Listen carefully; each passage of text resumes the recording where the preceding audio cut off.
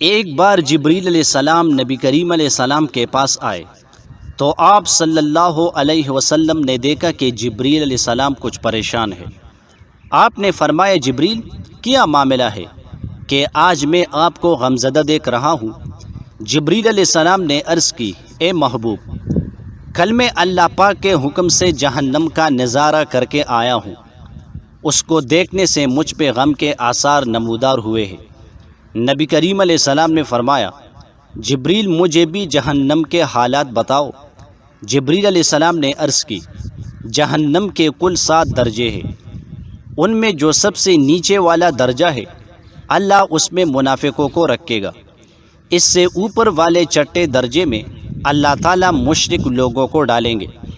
اس سے اوپر 5ویں درجے میں اللہ سورج اور چاند کی پرستش کرنے والوں کو ڈالیں گے۔ چوتھے درجے میں اللہ پاک آتش پرست لوگوں کو ڈالیں گے۔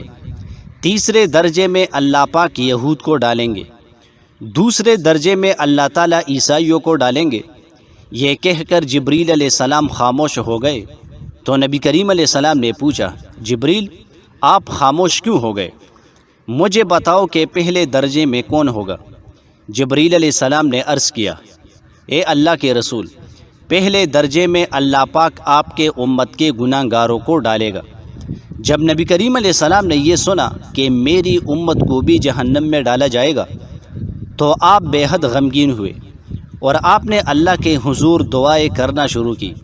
3 دن ایسے گزرے کہ اللہ کے محبوب مسجد میں نماز پڑھنے کے لیے تشریف لاتے، نماز پڑھ کر حجرے میں تشریف لے جاتے اور دروازہ بند کر کے اللہ کے حضور رو رو کر فریاد کرتے۔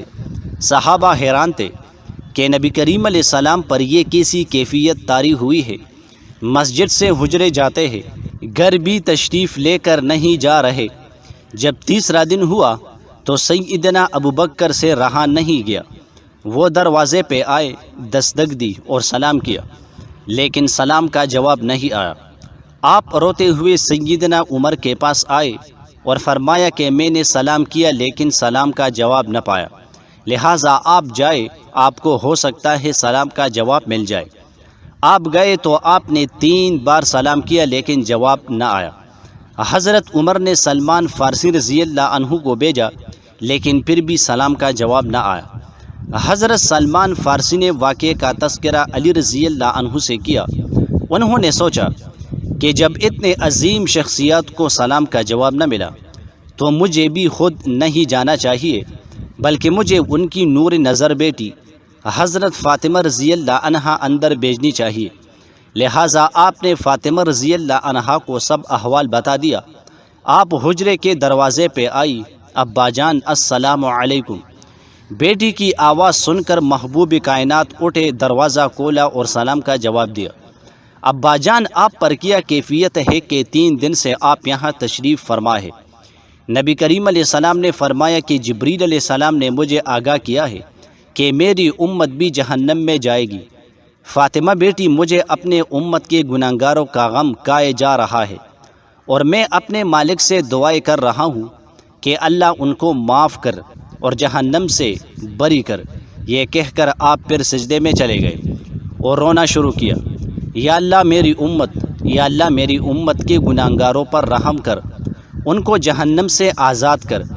کہ اتنے میں حکم آ گیا وَلَسَوْفَ يُعْطِيكَ رَبُّكَ فَتَرْضَىٰ، اے میرے محبوب غم نہ کر، میں تم کو اتنا عطا کر دوں گا کہ آپ راضی ہو جائیں گے۔ آپ خوشی سے کھل اٹھے اور فرمایا لوگو، اللہ نے مجھ سے وعدہ کر لیا ہے کہ وہ روز قیامت مجھے میری امت کے معاملے میں خوب راضی کرے گا، اور میں نے اس وقت تک راضی نہیں ہونا جب تک میرا آخری امتی بھی جنت میں نہ چلا جائے۔ غرور کرنے والے کا علاج جوتا۔ ایک مغرور انسان بیٹھا ہوا یہ سوچ رہا تھا کہ اللہ نے ساری چیزوں کو میرے لیے بنایا ہے، یہ چاند، یہ سورج اور دنیا کی ساری چیزیں اللہ نے میرے لیے بنائی ہے۔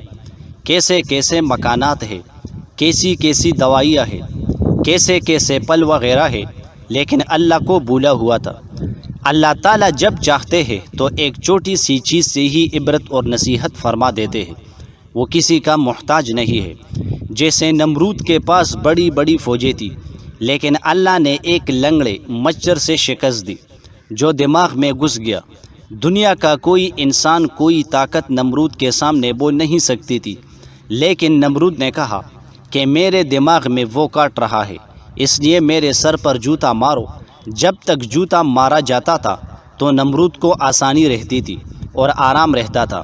جس نے خدائی کا دعویٰ کیا اور اپنے آپ کو خدا کہا، اللہ نے اس کی زندگی میں مرتے دم تک ہلاکت اسی کے سر پر لکھ دی۔ جو اللہ کو نہیں مانتا وہ اللہ کی چھوٹی سی چھوٹی باتوں سے پریشان اور عاجز ہو جاتا ہے۔ تو وہ انسان کہنے لگا کہ سب کچھ میرے لیے اللہ نے بنایا ہے۔ تو اللہ نے اس کی اصلاح کے لیے ایک مچھر کو بھیجا، وہ اس کی ناک پر آ کر بیٹھ گیا۔ مچھر کو اللہ نے قوت گویائی عطا فرمائی۔ مچھر نے کہا کہ اے انسان، تو کتنا مغرور ہے، یہ حقیقت ہے کہ ساری چیزیں تیرے لیے بنائی گئی ہے، لیکن تجھے یاد نہیں رہا کہ تجھے میرے لیے بنایا ہے۔ تو سب کچھ کھاتا ہے، میں تیرا خون پیتا ہوں اور تجھے کھاتا ہوں۔